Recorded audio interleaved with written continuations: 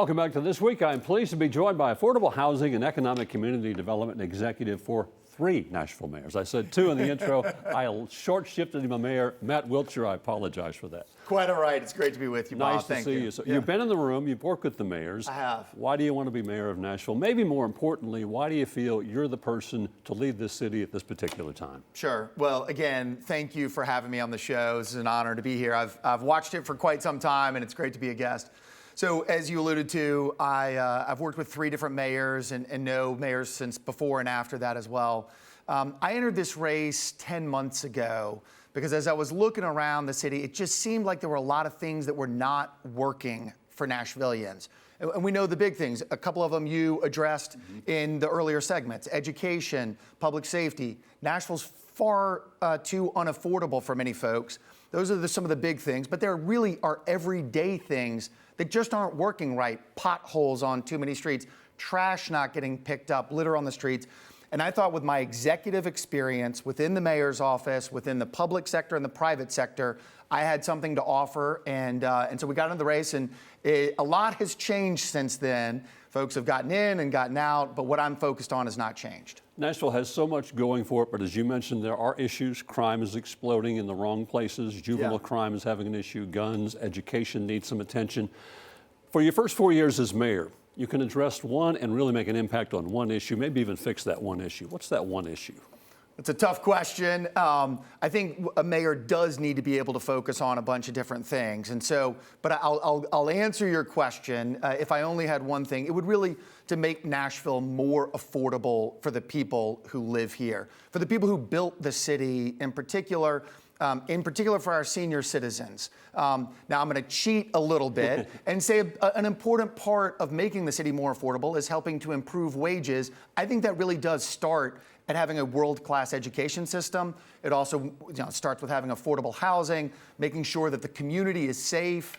So there are a few ways around that, but if I only have one answer, it's to make Nashville more affordable. To be a successful mayor, or success in anything, you need to have positive relationships with your department heads, with your voters, with the city council, with the state of Tennessee. Absolutely. How do you rebuild the burned bridge with the state and Nashville right now so that the mayor's authority continues, so that the city council's authority continues, the city of Nashville's authority continues, and there is a working relationship? Yeah, and I think the earlier things that you mentioned are important as well. Having worked in the mayor's office, I know Chief Swan and Chief Drake and the leaders of metro departments. I think that executive experience is really important.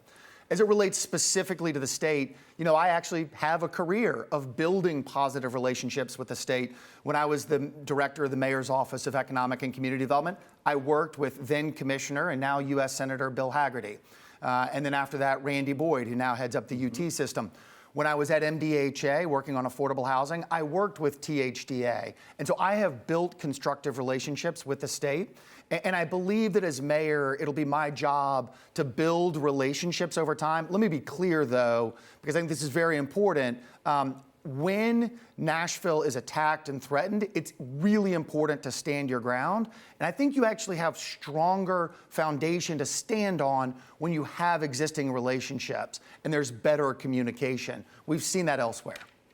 You would be the 4th mayor in 5 years if you win this election. You've worked for the last 3 mayors, as we mentioned.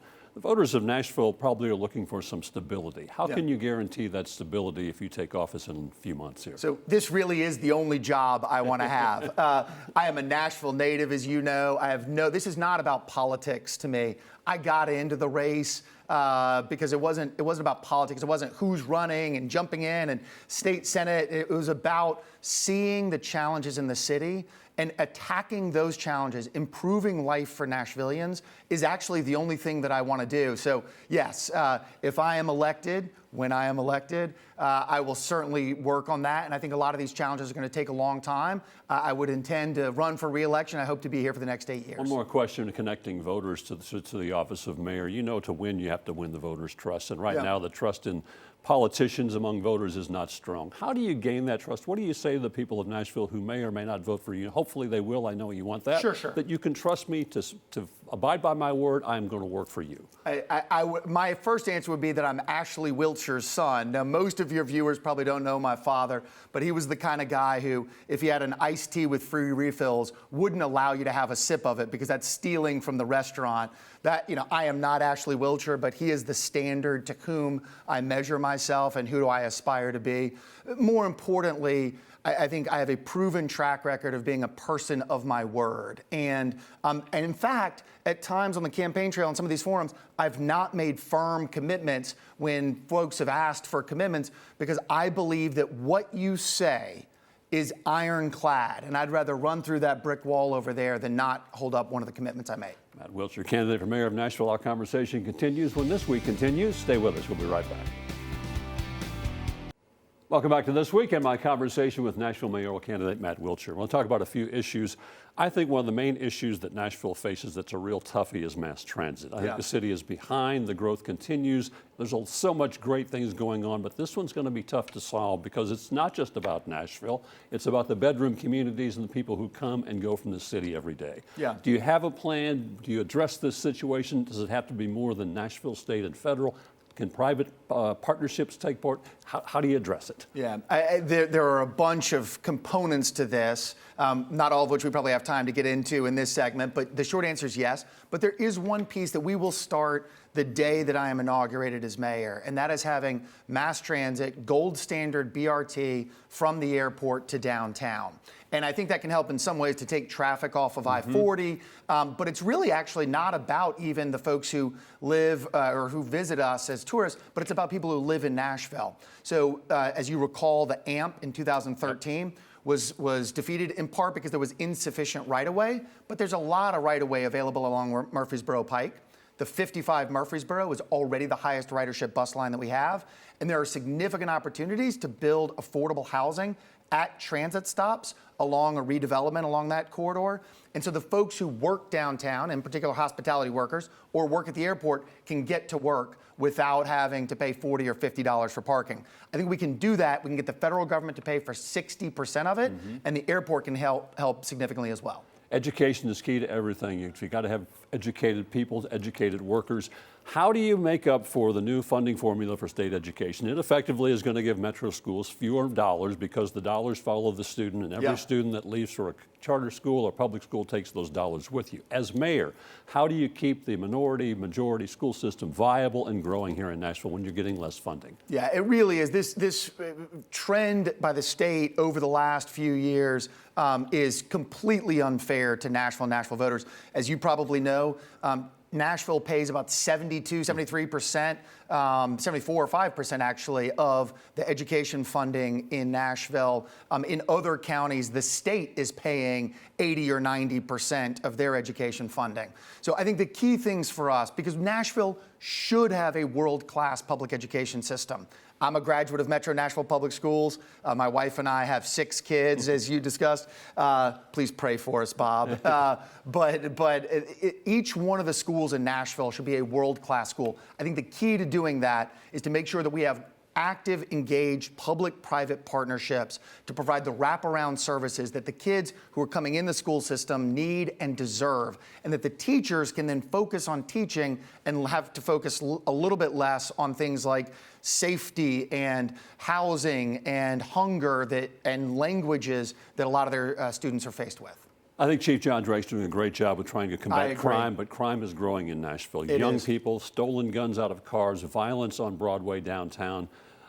What do you do to help John Drake fight this crime so that Nashville continues to be a welcoming and safe city? Yeah, I mean, there are 3 key pieces of this. One is we need to make sure that we have a fully staffed police force. The response times to both emergency and non-emergency calls are up 66% over the last 3 years. That makes our city less safe, and it actually makes it really feel less safe. And so we need to get that down by fully staffing our police force, better utilizing the officers that we do have.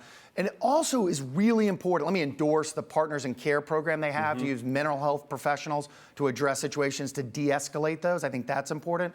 But we really need to get at the root causes of crime. And I think we can do a better job of that so that there are fewer crimes to pursue. Summer youth employment initiatives, again, relating back to education, and a better public education system.